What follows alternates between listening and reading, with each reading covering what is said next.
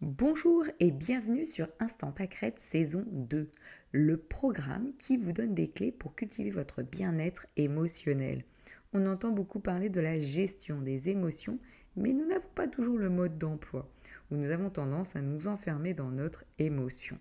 Avec mes invités, je vous propose d'explorer chaque mois une nouvelle pratique de maîtrise des émotions et d'ouvrir vos horizons. Il n'y a pas que l'application Pâquerette pour gérer ses émotions, ça se serait. Aujourd'hui, je reçois Irina Krenichin. Elle est créatrice d'expériences d'art de vivre, tarologue et accompagnante en développement du potentiel et en bien-être. Onologue de formation, elle a passé 8 ans chez Moet Hennessy en tant qu'ambassadrice et responsable de formation. En 2022, l'appel de sa propre voix. Une voix où se tisse harmonie de ses passions. L'art de vivre, la spiritualité, l'art et le bien-être. Car pour retrouver l'harmonie, il faut savoir unir la terre et le ciel, le visible et l'invisible. Belle écoute.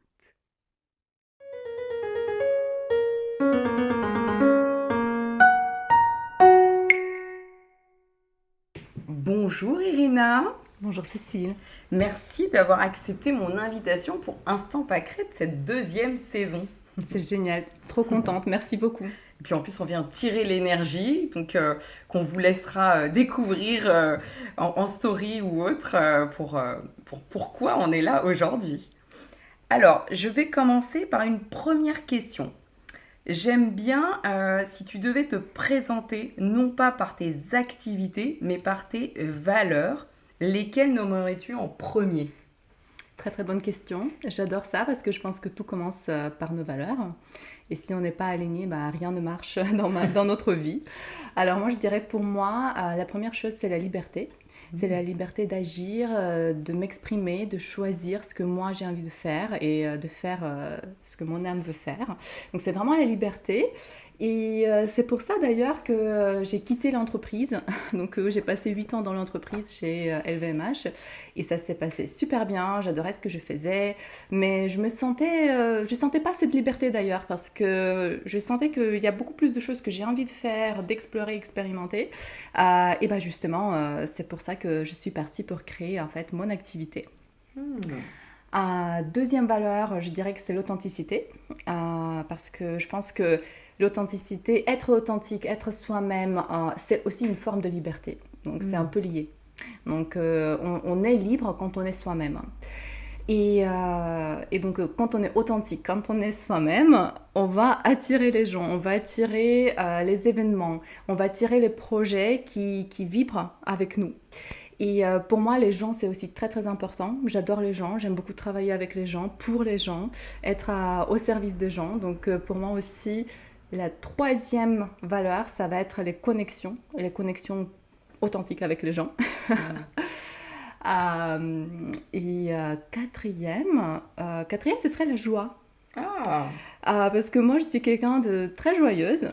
Voilà, j'adore rire, j'adore profiter de la vie, de voir la beauté en fait dans la vie. Et pour moi, je me demande toujours, est-ce que si je le fais, est-ce que ça va m'apporter la joie?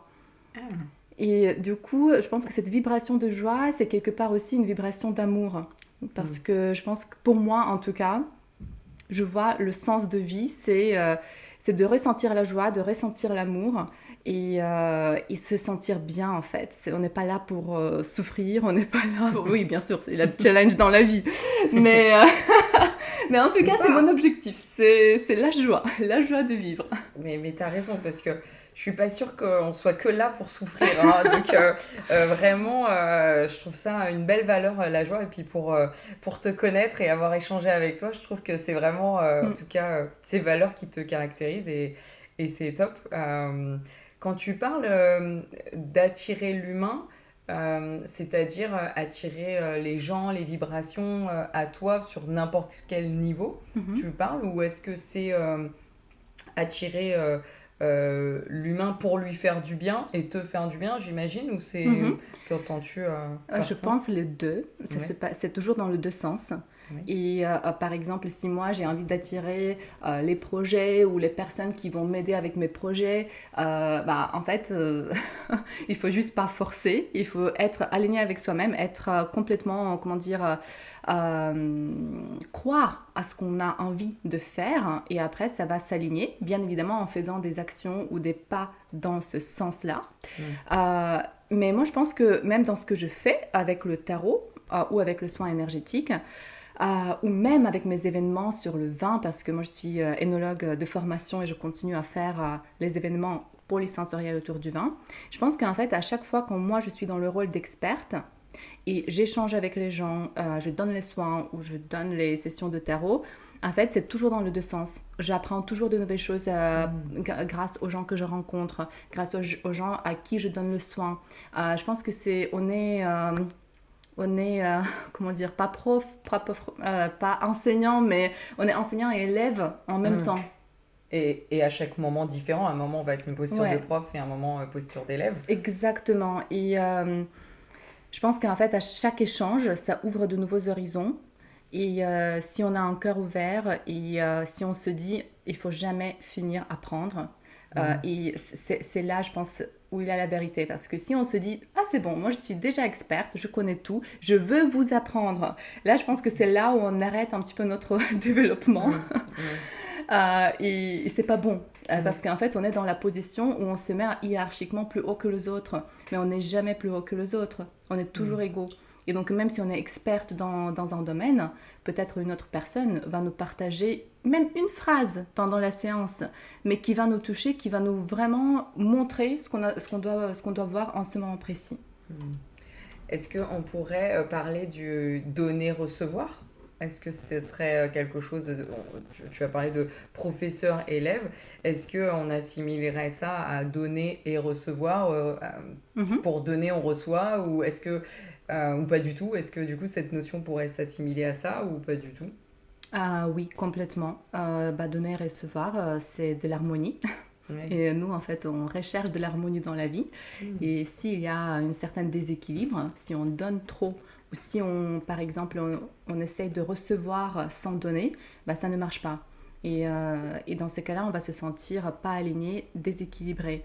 Par exemple, même quand moi, je fais mes événements, il y a toujours des échanges parce que et même il y a des échanges énergétiques. Par exemple, oui, moi je veux partager ce que je connais, je veux partager peut-être mon expertise dans le tarot, dans l'énergie, etc. Mais en fait, le retour que je veux recevoir, c'est aussi une sorte d'énergie ou la gratitude des gens, c'est aussi une énergie. Donc en fait, il y a toujours donner et recevoir. Il y a un risque peut-être aussi dans nos métiers, c'est de vouloir donner trop et s'oublier un petit peu. Moi, je pense que j'ai passé aussi par là, quand je donnais beaucoup de tirages gratuits. Et au bout d'un moment, je me suis un peu épuisée et je m'étais dit, je peux plus faire ça parce que si moi, j'ai pas des ressources, je peux plus donner. Oui.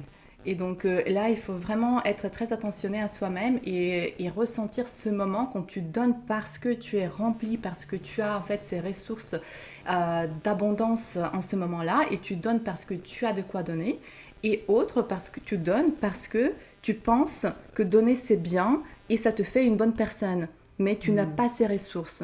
Donc ça, dans ce cas-là, tu te fais mal. Donc effectivement, donner, recevoir, je pense que c'est une notion très délicate, très subtile, mais très importante. On pourrait même, tu vois, commencer déjà à parler d'émotion, parce que donner par la peur, tu ne peux pas recevoir par la peur. Mais non.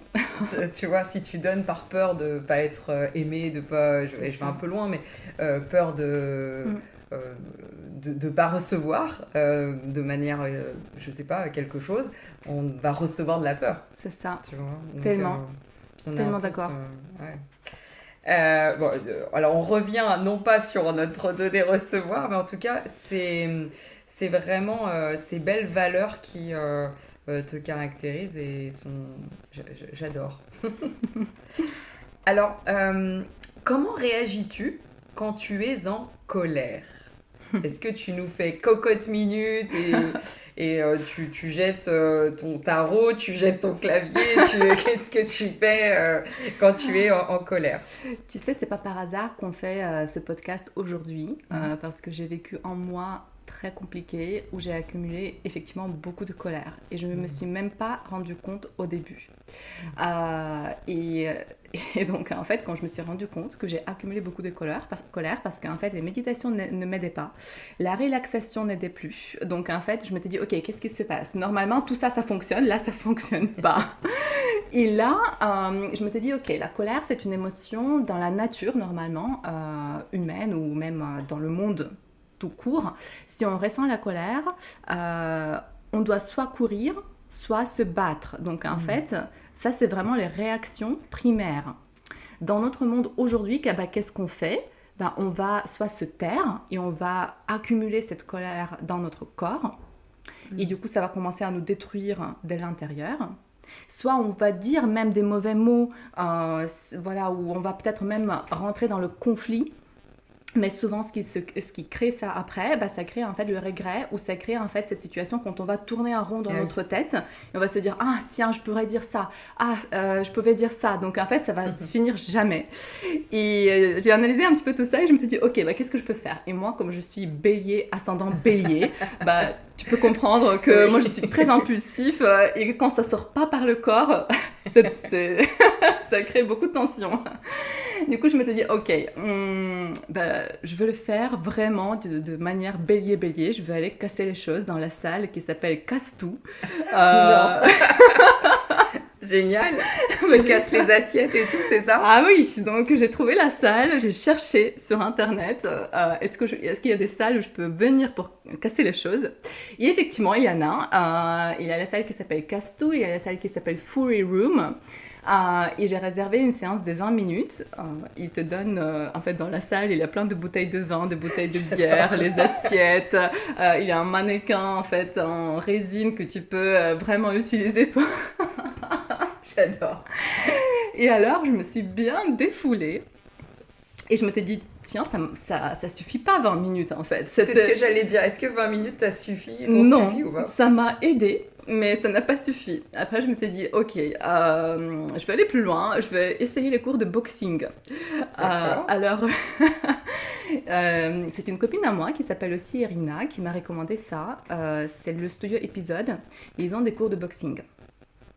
Et pendant 45 minutes, avec le prof, il t'apprend comment boxer.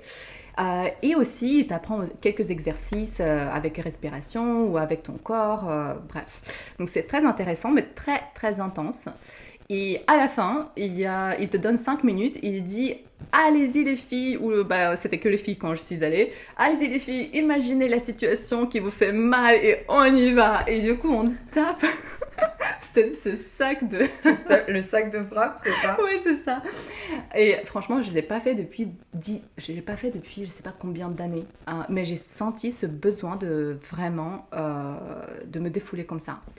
Et tu sais, quand je l'avais fait, j'ai fait 2 fois le cours de boxing, j'ai senti que, ok, maintenant c'est bon, c'est parti. Et je suis revenue aux techniques plus douces. Je suis revenue à la méditation, respiration, quoi d'autre? J'utilise les huiles essentielles aussi beaucoup pour me calmer. Et après tout ça, ça a commencé à hyper bien marcher. Mais tu vois, vice-versa, ça ne fonctionnait pas.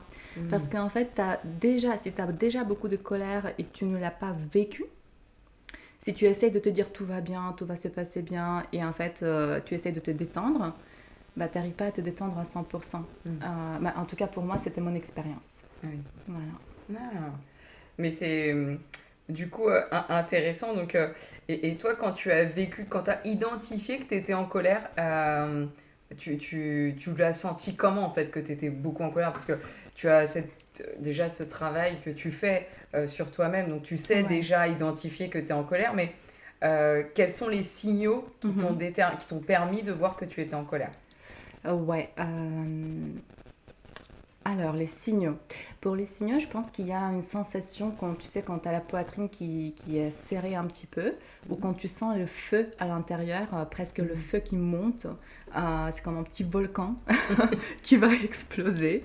Mais moi, comme je suis une fille gentille, j'explose pas d'une manière pas éco-responsable devant les autres. Donc, Tu vas faire ça dans des salles, on a bien compris.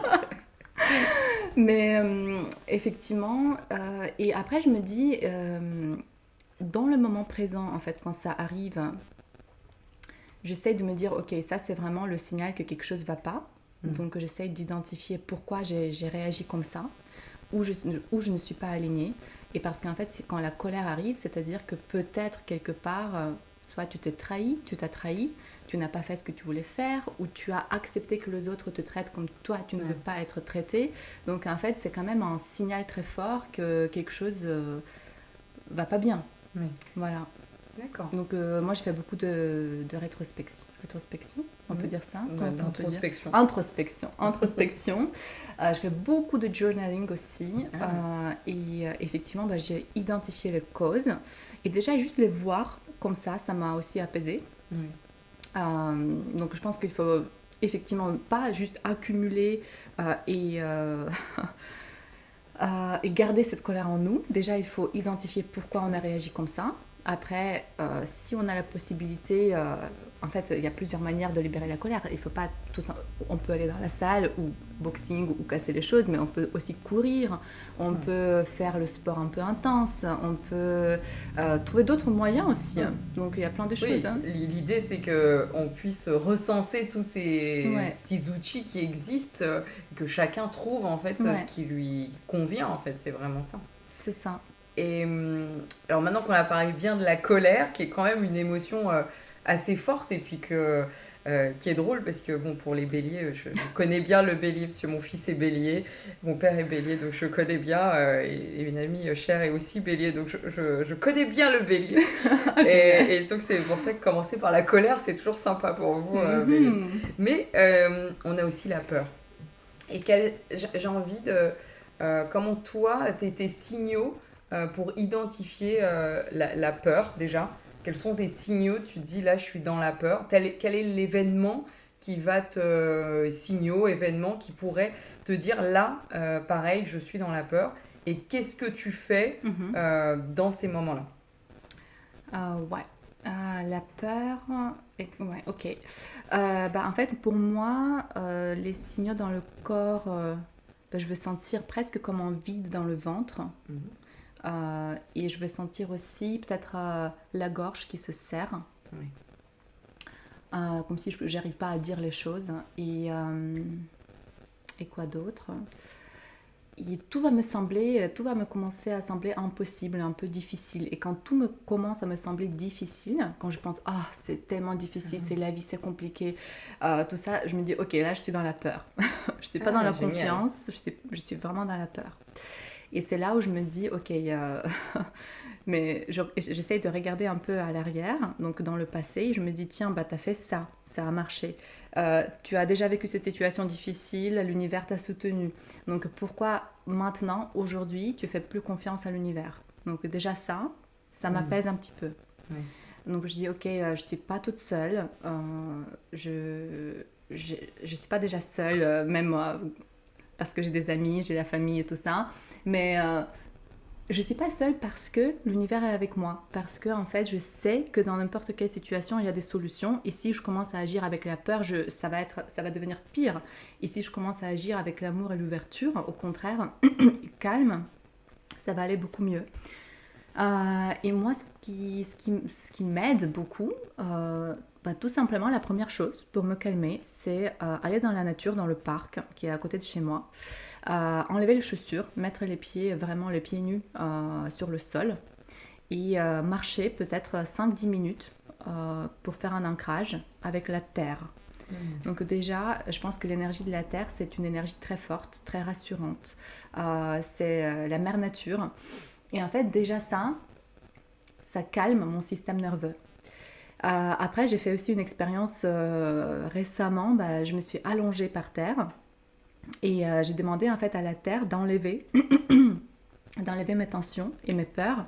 Et c'est comme s'il y avait un moment quand je me suis sentie mais complètement liée avec la nature. Et ça, c'était merveilleux parce qu'on se sent unis presque avec tout le monde et on se dit, mais dans ce cas-là, on est protégé et tout doit aller bien. Après, il y a un autre exercice que j'adore. Ça fait depuis 10 ans que je l'ai fait. Et ça, on peut faire à la maison.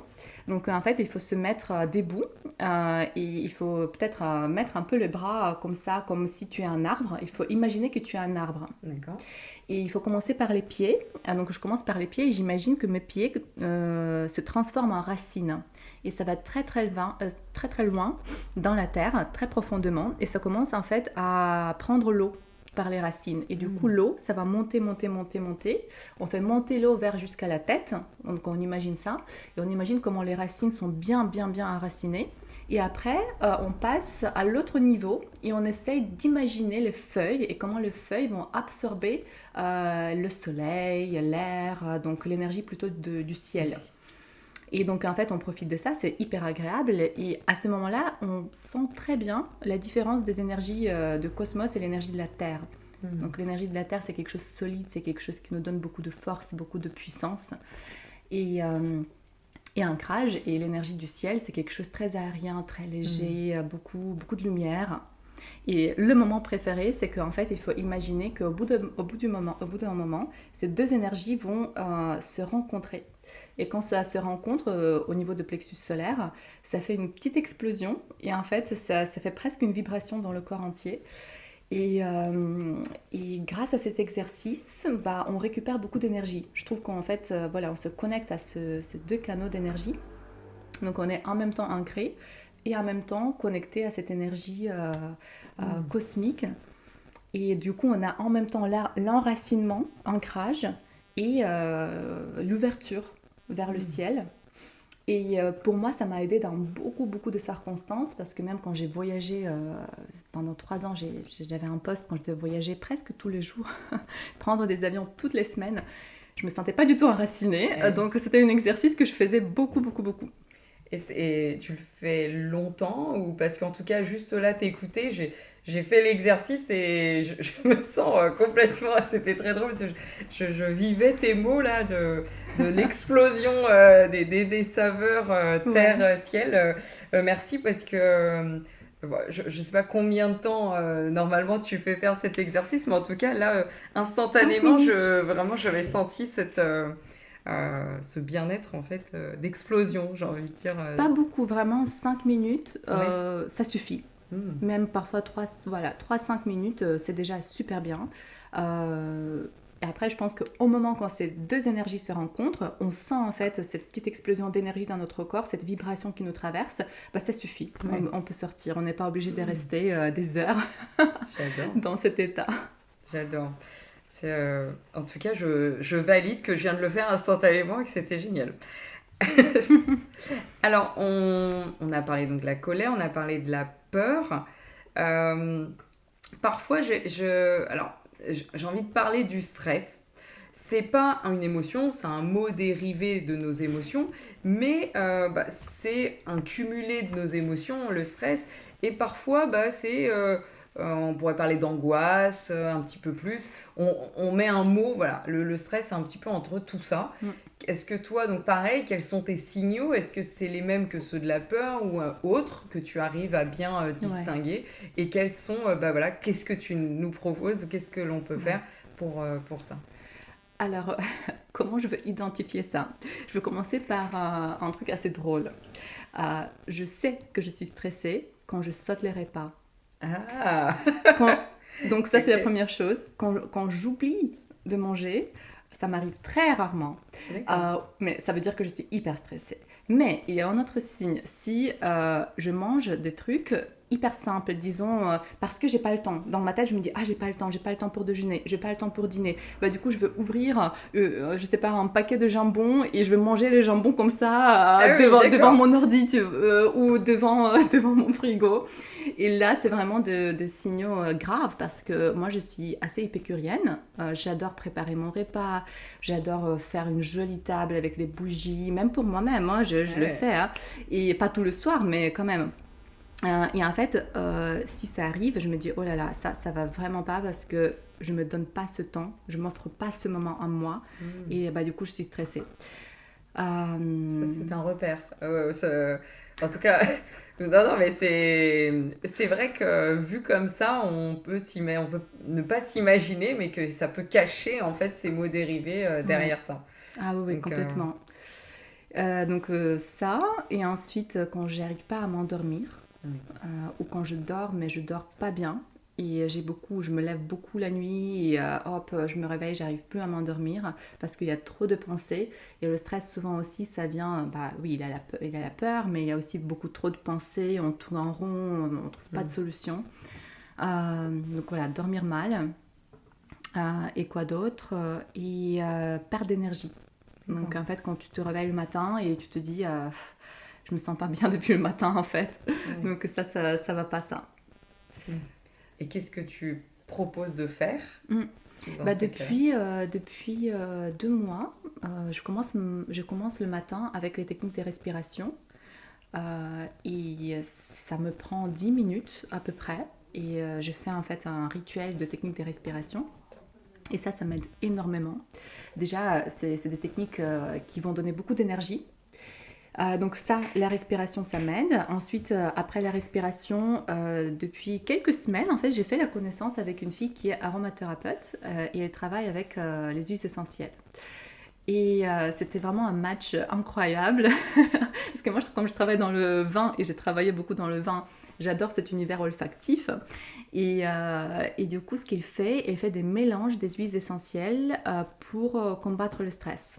Mais ces mélanges, c'est individuel, c'est personnel. Donc en fait, elle va te faire un test et ensuite, elle va choisir les huiles qui vont correspondre à ta situation. Donc en fait, elle m'a fait un mélange que je dois sentir, prendre une goutte, mettre dans les mains, chauffer les mains et en fait sentir, je sais pas, faire 3, 4, 5 grandes respirations le matin et le soir. Et effectivement, j'ai vu quand même les résultats parce que les huiles essentielles, c'est quelque chose de très fort, énergétiquement aussi. C'est prouvé que les huiles essentielles, ils ont des vibrations très très très fortes. Parce qu'en fait, les plantes déjà vibrent beaucoup plus haut que nous. Et les huiles essentielles, c'est vraiment essentiel. Donc, c'est très fort. Donc, moi, je suis devenue un peu accro aux huiles essentielles depuis quelques moments. Et pour me calmer, donc moi, j'ai mon mélange. Mais aussi, récemment, j'ai vu que j'adore les huiles essentielles de la rose. Et la rose de Damas ou rose alba, la rose blanche, en fait, ça parle beaucoup de la vibration d'amour très pure. L'amour inconditionnel, c'est vraiment le chakra du cœur. Et moi, comme mon stress, c'était beaucoup lié aux émotions, ça m'a beaucoup aidée. Donc, j'ai fait les méditations d'amour, de lumière d'amour avec cette huile essentielle de la rose. Tu nous donneras, du coup, on mettra en dessous le contact peut-être de absolument. cette personne pour les huiles essentielles qui peut peut-être intéresser quelqu'un à qui ça peut parler. Donc, on peut mettre ça. Très bien. Et pour le stress, je ne sais pas s'il y a d'autres choses. Ah oui, la troisième chose, c'est, je ne sais pas si tu connais, ça s'appelle Pranamat. Non. C'est une amie qui m'a recommandé il y a 1 an. Je l'ai acheté, je ne l'ai jamais utilisé. Comme d'habitude, on s'enthousiasme sur les choses, on achète, après on n'utilise pas. Mais quand le moment est venu, tu vois, quand j'ai commencé à devenir très stressée, je l'ai utilisé. Donc en fait, c'était un tapis avec acupuncture. Ah oui, les fleurs de points d'acupuncture. Et tu t'allonges dessus 15-20 minutes, c'est ça ou quelque chose comme ça? C'est ça, 15-20 minutes, c'est beaucoup. Hein. Moi, j'y tiens 5 minutes, pas plus. D'accord. Pour l'instant. Donc, en fait, ce qui est cool, tu peux t'allonger avec le dos, tu peux t'allonger sur le ventre, tu peux même mettre tes pieds. Et bon, ça, c'est le plus compliqué avec les pieds, parce que ça pique vraiment. Et ça, je le fais juste avant de m'endormir. Et ça fonctionne super bien. Ça chauffe, ça détend et je vois l'effet en fait. Je peux beaucoup mieux m'endormir. J'en avais entendu parler, mais j'avais jamais eu quelqu'un qui l'avait testé. Donc merci pour les retours. Génial. Ah ouais, bon, ça peut être à tester, à voir ce que ça donne. Bon, je garde l'idée. Merci. Alors, donc, on a parlé de la colère, on a parlé de la peur, on a parlé du stress. Euh, et ben, sous-jacent de tout ça, souvent, il y a la tristesse Mhm. qui arrive. Euh, Pareil, quels sont tes signaux? Bon, alors, les signaux de la tristesse, souvent, sont liés aux larmes, hein, voilà, mais peut-être que tu as d'autres éléments sur la tristesse à nous donner. Et pareil, bah, qu'est-ce qu'on peut faire sur la tristesse? Quelles sont les infos, en fait, que tu peux nous transmettre sur cette émotion de la tristesse? Ouais. La tristesse, oui, je pense qu'effectivement il y a des larmes, mais si on se permet de pleurer, c'est déjà très bien. Mais Mm. dans notre monde, souvent on ne se permet pas ça. Mm. On se dit non, mais il faut que je sois forte, il faut que je vis ça sans trop d'émotions. Et c'est mauvais en fait, surtout je pense, et pour les hommes et pour les femmes. Pour les hommes c'est encore plus compliqué, mais il faut pleurer. Ça fait du bien. Mm. Et souvent, en fait, ce que je faisais, je me souviens, pour me libérer de la tristesse. Au contraire, quand j'étais triste, je mettais les films les plus tristes ou les plus émotionnels mais j'étais en pleurs toute la Ouais. soirée. Et franchement, ça libère. Ça fait un effet de nettoyage intérieur. Euh, Après, s'il y a d'autres signes, moi je pense que pour moi en tout cas, si moi j'ai pas envie de faire les choses que normalement me font plaisir, ça c'est aussi la tristesse, Mm. un peu une sorte d'apathie. Ah oui. Quand on n'est plus Poser. motivé, Mm.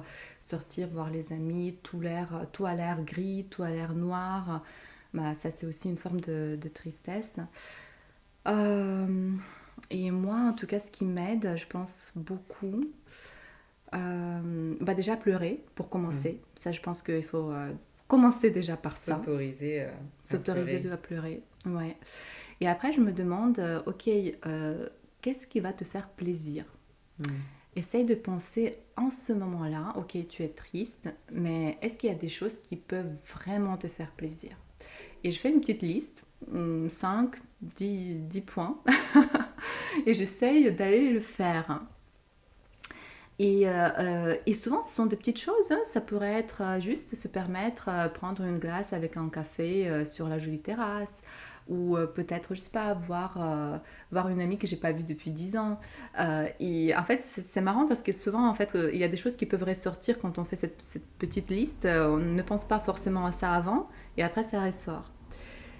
Et troisième chose qui m'aide beaucoup, c'est la danse. Mm. La danse, un peu la danse intuitive. Ouais. Moi, j'adore en fait, depuis quelques temps, j'adore mettre la musique un peu, on va dire, ça c'est hyper important de bien choisir la musique. Parce qu'en fait, ça dépend ce qu'on veut faire avec la musique. Par exemple, si c'est la tristesse, ce qu'on peut faire, on peut choisir la musique hyper émotionnelle qui va réveiller même encore plus cette tristesse, mais tu vas vivre à 100% chaque note de cette musique, tu vas vraiment vivre cette tristesse dans ce moment et ça va partir après. Ça peut être ça. Ou peut-être, pour contrebalancer ça, pour contrebalancer la tristesse, tu peux mettre de la musique au contraire hyper joyeuse. Ça, c'est plus compliqué parce qu'en fait, pour sortir de la tristesse dans la musique joyeuse, c'est plus compliqué. Mais, Oui. mais ça peut marcher si tu te mets vraiment dans la musique. Quand tu essayes d'imaginer que toi, tu es la musique. Et il n'y a pas toi et la musique séparément. En fait, tu essayes vraiment de vivre avec chaque cellule de ton corps cette musique dans le moment présent. Donc ça aide beaucoup aussi. Ouais.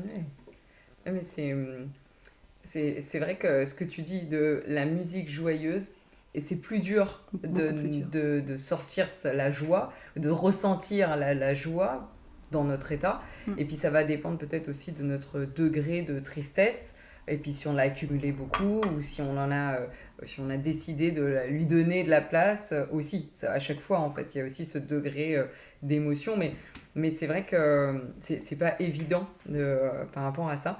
Et justement, j'aimerais rebondir sur la joie. Et bien la joie, donc toi tu as cette valeur de la joie en plus. Comment donc tu réagis donc quand tu es dans la joie, donc tu es dans l'enthousiasme et autres. Donc ça va être facile pour toi de répondre à cette question vu que c'est une de tes valeurs. Mais parfois aussi, qu'est-ce qu'on fait quand on est dans la joie? Parce que c'est aussi bien d'être dans cette émotion-là. Et parfois on la fait de manière subtile, on la laisse, tu vois, pas s'ancrer facilement en nous. parce qu'on va dire, ah bah elle est trop joyeuse, celle-là, elle peut être un peu fofolle. Tu vois, à contrario, on pourrait aussi se dire, je suis joyeuse, mais pas trop longtemps, quoi. Ou pas, tu vois, parce qu'on sait jamais. Et, qu'est-ce que toi, t'en penses par rapport à ça Ah, mais je pense que c'est merveilleux de se sentir joyeux. Il faut se laisser traverser par ça, au contraire. Euh, Moi, je pense que c'est pour ça que peut-être parfois les Américains, ils exagèrent avec les émotions waouh ou génial et tout. Mais je pense qu'en France, ça manque ça. Ouais. Il nous manque en fait cette expression de joie, mais vraiment dans le moment présent. C'est comme si on est un peu gêné d'être trop en joie Oui, parfois. oui, c'est ça, on est trop gêné parce que qu'est-ce qu'on va dire de nous si elle est bizarre, Oui. celle-là, elle est trop joyeuse, c'est un peu bizarre. Ouais, c'est clair. Moi, j'adore de dire, en fait, même à mes amis, aux gens qui sont autour, quand je suis joyeuse, je dis, ah, je suis tellement contente, je suis tellement heureuse de vous voir. En fait, je pense que c'est même le dire, ça Oui. vaut le coup. Donc, verbaliser, montrer avec le regard, le sourire, ne pas se refermer. Oui. Vraiment rester ouvert et partager la joie, parce que partager la joie, c'est la plus belle chose qui peut exister en fait. C'est fait pour ça en fait, partager le bonheur, partager la joie, et ça va multiplier la joie. Oui, multiplier la joie, tu vois, c'est quelque chose que on peut entendre. En fait, on pourrait dire, on a du mal à dire, et si je pouvais être encore plus joyeux que ça? Ouais. Tu vois ce que je veux dire? C'est dommage qu'on puisse pas, comme tu dis, s'autoriser à se dire, bah, je suis joyeux, mais je pourrais être encore Ouais, plus joyeux. On va vraiment imposer ça. j'adore. Ok, t'es joyeux? Non, non, je vais être encore plus joyeuse que ça. Pas de limite, exactement. S'autoriser, aller loin. Tu vois? En fait, je pense qu'il y a, comme tu dis, déjà s'autoriser à être dans l'expansion de la joie. Mm. Et après, s'autoriser à être encore plus joyeux. J'adore le principe. C'est vraiment... En tout cas, ouais, je trouve qu'on devrait diffuser ça. Super, absolument d'accord. Et donc, on a parlé de ces émotions, mais est-ce que il t'arrive de ne pas ressentir d'émotions? D'être dans un état de neutralité, de paix, euh, de j'ai envie de dire neutralité, de paix, de sérénité, ou de qu'est-ce que pour toi le non-émotion pour toi? Très bonne question. Alors, je veux démarrer, pas par la paix, je veux démarrer par vraiment le contraire. Donc, il y a à peu près 8 ans, j'étais un peu coincée, on va dire, dans ma vie, et j'ai vécu beaucoup d'événements un peu difficiles dans ma famille, parce que j'ai perdu mon père quand il était très très jeune, quand il avait 51 ans. Donc en fait, et là, à cette époque-là, j'étais un peu moins évoluée sur le niveau spirituel ou énergétique, et je me cherchais beaucoup, mais j'arrivais pas vraiment à débloquer les choses. Et il y avait une période, il y a 8 ans, quand j'étais complètement coupée de mes émotions. Complètement. Coupée de mon corps. Je ne pouvais pas ressentir ce que mon corps a envie de me dire. Je ne pouvais pas vraiment ressentir, même je ne me permettais pas de ressentir la douleur. Je ne me permettais pas de ressentir la tristesse. Parce que, tu vois, quand ça s'est passé, je m'étais dit, si je me permets de le sentir, ça va me détruire. Je veux mourir. Ça sert à rien en fait de sentir ces émotions. Je veux couper. Et quand mon père a décédé, j'ai même pas pleuré. Je pouvais pas pleurer en fait. Et j'ai commencé à pleurer 6 mois plus tard, parce que j'ai commencé à travailler avec mon psychologue. Et on a démarré par ça en fait. Le lien, est-ce que tu vis tes émotions? Est-ce que tu les ressens? Parce qu'en fait, j'étais complètement coupée de ça. Et c'est moi qui a coupé, en fait, ce contact. Et après, quand tu ne vis pas ces émotions dans le moment présent, tu les accumules. Après, il faut quand même beaucoup de temps pour le sentir, le vivre et te permettre aussi de le sentir. Donc, en fait, je pense que c'est pas très bien d'être coupé de ses émotions. Je pense qu'en fait, l'émotion, il faut le vivre dans le moment présent. Il faut le ressentir, il faut être traversé par ça, mais il ne faut pas s'identifier à une émotion. Il ne faut pas se dire, cette émotion, c'est moi. Non, cette émotion, ça te traverse, tu vis cette émotion, mais c'est pas toi. Donc il faut l'observer comme si voilà, tu l'observes. Et même quand tu commences à l'observer, tu es conscient que cette émotion, c'est pas toi, ça te soulage. Déjà, mais j'étais pas consciente de ça avant. Donc moi, je vivais vraiment une sorte d'apathie quand je pouvais même pas ressentir la joie. Et quand j'ai commencé à débloquer tout ça, je m'étais dit, waouh, en fait, quand j'ai commencé à débloquer, pendant 1 an, je pouvais pleurer n'importe où. Je pouvais me promener, je regarde un oiseau qui chante sur un arbre, hop, ça me met en pleurs. Tu vois, parce que ça faisait tellement longtemps que j'accumulais tout ça, je bloquais tout ça en moi. Et pendant 1 an, j'explosais de pleurs, mais un peu partout. Donc, même avec des bonnes choses. Et une amie pourrait me dire un compliment, et là, hop, ça déclenche cette réaction. Et après ça, tout est sorti. Et je me sentais tellement bien, tellement libérée. Et j'ai compris en fait qu'il ne faut pas se couper de nos émotions. Il faut le vivre, il faut se permettre de le vivre. Mais il ne faut pas s'identifier à nos émotions. Voilà. Et il faut du courage en tout cas pour franchir le pas de ressentir. Ouais. Parce que je pense qu'on est tous passés par là. Et à un moment ou un autre, on se dit, tiens, je ne ressens rien. Et je comprends pas. Et puis il y a un événement qui va nous faire exploser de colère ou de tristesse. C'est ça.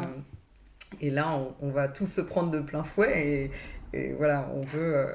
et c'est dur parce que quand on a été dans un schéma où on ne sentait rien, je pense qu'il faut beaucoup de courage, en tout cas, pour ressentir déjà tout ça. Tellement. Et moi, je suis ukrainienne d'origine. Je ne sais pas comment ça se passe en France, mais en Ukraine, en tout cas, souvent, en fait, on dit, les parents disent aux enfants, il faut que tu sois forte, il faut que tu gères, il ne faut pas montrer trop tes émotions. Quand tu ne montres pas tes émotions, tu as l'air plus sage. Donc, en fait, ça commence très tôt. Très tôt dans l'éducation. Moi, combien de fois, je me souviens, ma grand-mère me disait « Ah, mais Irina, tu ris, mais tu ris trop. » Ou ah non, mais tu es très colérique, tu es très impulsif, tu fais n'importe quoi. Donc, et en fait, comme ça commence très tôt, ça commence à couper légèrement, un petit peu plus, encore plus, encore plus. Et là, en fait, quand on devient adulte, on ressent plus rien. C'est dommage. Oui, c'est vrai que ça commence assez tôt, cette coupure de nos émotions, puis on se construit comme ça. Et c'est là où la prise de conscience, le courage, on peut l'appeler comme on veut, l'événement de la vie va nous ramener à nous dire hey, tu sais, tu as plein d'émotions. Mais comme tu dis, de ne pas s'identifier, c'est aussi une autre étape, c'est un autre exercice. C'est déjà je ressens, puis après c'est je ne m'identifie pas. C'est ça. Parce que, tellement. Et justement, quand tu vois à un moment où, quand je parle de neutralité, c'est-à-dire que tu es arrivé dans cette étape où tu t'identifies pas à l'émotion, et c'est comme si tu étais ce réceptacle. Donc tu es dans cette neutralité. Et qu'est-ce que toi, tu penses de ce moment-là? Est-ce qu'il tu vois, très furtif ou très constant dans ton quotidien finalement, ou est-ce que tu vois, tu vas tout de suite identifier ces vagues dans le quotidien, où tu arrives à des moments où tu te dis ah tiens là j'ai personne j'ai pas d'émotion qui me traverse là, tu vois? C'est difficile pour moi je suis très émotionnelle. C'est très rare pour moi d'arriver à cet état, on va dire neutre comme tu dis. J'ai essayé récemment, il y a peut-être 3 mois, je faisais des méditations 30 minutes tout le matin dans la silence totale. Et tout ce que je faisais pas de visualisation, j'écoutais pas de musique, rien. Je restais juste comme ça, immobile pendant 30 minutes et j'essayais de voir, d'observer mes pensées et de voir est-ce que je vais arriver justement à ce moment de neutralité et de calme intérieur. Et pour moi, c'était un exercice hyper compliqué. Très compliqué, parce que moi je suis habituée de méditer, mais je médite avec la musique, je médite avec la visualisation, je vois les choses, j'imagine les choses, je ressens les choses. Et là c'était une méditation qui durait c'était un challenge de 21 jours et je me souviens que la première semaine pendant 30 minutes j'étais là, mais je pouvais juste observer mes pensées. Après, je suis quand même arrivée vers la fin. J'ai pu quand même sentir cet état. Mais c'est compliqué, effectivement. Mais je pense que cet exercice, c'est très utile pour tout le monde. Parce que souvent, en fait, on est tellement débordé dans notre tête par nos pensées, les émotions, les sentiments, etc. Et si on veut agir avec la tête claire, alignée, et aussi peut-être ressentir la voix de notre soi supérieur, de notre âme, bah, c'est nécessaire parfois de calmer quand même nos émotions pour s'assurer qu'on n'agit pas grâce à nos émotions, mais on agit parce que notre âme le veut. Et j'ai vu quand même les effets bien. Bien, Des bons effets, ouais. Non, mais tu vois, c'est pour ça que c'est ma dernière question, parce que je pense que déjà, on a pu avoir ce que tu disais, d'être coupé des émotions, et à l'inverse, de trouver en fait que t'identifier que tu n'es pas ces émotions, et que finalement tu dis, ok, finalement j'ai pas d'émotion. Tu vois, c'est très furtif, ce moment où tu te dis... Attends, mais là, je ressens rien, là, tu vois. Et c'est très furtif parce que, comme tu dis, on a tout le temps des choses des pensées, des courants d'émotions, et c'est furtif, mais finalement, tu sais, c'est comme ce graal de paix, en fait, que tu arrives à récupérer. Et donc là, par la méditation, le silence ou autre, mais c'est tout un chemin, en fait, de trouver ça. Tellement. Et moi, j'ai aussi vu en fait ces moments en fait de neutralité ou de clarté mentale ou de la paix intérieure. Alors avec la respiration, parce qu'en fait, quand on se concentre sur la respiration, on ne pense plus et ça crée en fait une forme de vide. Donc ça, c'est super. Et je viens de penser en fait, c'est que moi j'adore de créer les choses, j'aime bien dessiner, j'aime bien faire des choses avec mes mains, prendre des couleurs, je sais pas, aquarelle ou acrylique et faire un peu n'importe quoi, même si c'est un peu abstrait ce que je fais, mais bon, on s'en fout. Et en fait, dans les moments de la création, quand on crée les choses, je pense que c'est le moment où on est le plus près à notre âme.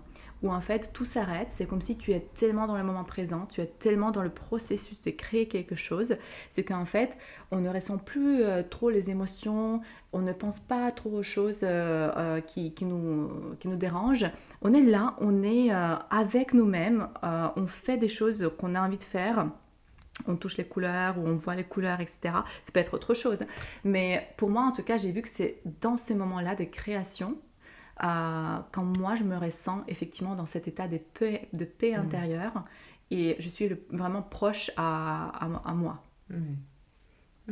Oui, c'est créativité. Oui, ces moments de créativité, de neutralité. C'est intéressant parce que c'est vrai que on le dit pas assez, que ce moment de créativité peut être aussi ce moment de neutralité, d'émotion aussi. Ou observer la nature. Moi j'adore la nature, me promener dans la forêt, je peux me promener toute seule dans la forêt à des heures et juste le fait d'observer, s'arrêter et observer les arbres, même écouter les feuilles, la musique des feuilles, comment le vent touche les feuilles, je sais pas comment en fait l'herbe bouge, c'est hyper méditatif, mais c'est la méditation dans le moment présent, actif. Et pour moi en tout cas c'est un effet super. Génial. Est-ce que tu as quelque chose à rajouter dans tout ce qu'on vient de dire de ces émotions? Est-ce que des mots de fin, est-ce que tu as quelque chose à nous dire? Absolument. Moi je dirais que souvent on néglige trop nos émotions. Et aussi, on néglige notre autorégulation. On dit, ça peut attendre. Ça va attendre aujourd'hui, ça va attendre demain. C'est pas grave. Et après, on se rend compte quand ça explose, finalement, il faut commencer à prendre soin de nous. Donc, du coup, mon dernier mot, ça va être de ne pas trop attendre, mais commencer à faire déjà des petites choses, rajouter des petites routines dans notre quotidien, même qui durent 5 minutes, 10 minutes, 5 minutes de respiration, 2 minutes de la musique énergétique de ton application. Voilà. Et ça fait déjà un effet incroyable. Donc la régularité et se dire qu'en fait que toutes ces choses-là, je ne les fais pas pour quelqu'un d'autre, je les fais d'abord pour moi. Donc ça va me permettre de me sentir bien, être plus efficace, être bien avec moi-même. Voilà. Super. Merci. Merci beaucoup, Irina. On va mettre tous ces beaux conseils, tips, en tout cas de liens dont on a discuté aujourd'hui en dessous de l'interview. Et merci du fond du cœur pour ton temps et merci en tout cas pour tous ces précieux conseils. En tout cas, j'ai bu tes mots et je garde précieusement ces exercices en tête. Merci beaucoup. Merci beaucoup Cécile, merci. Merci.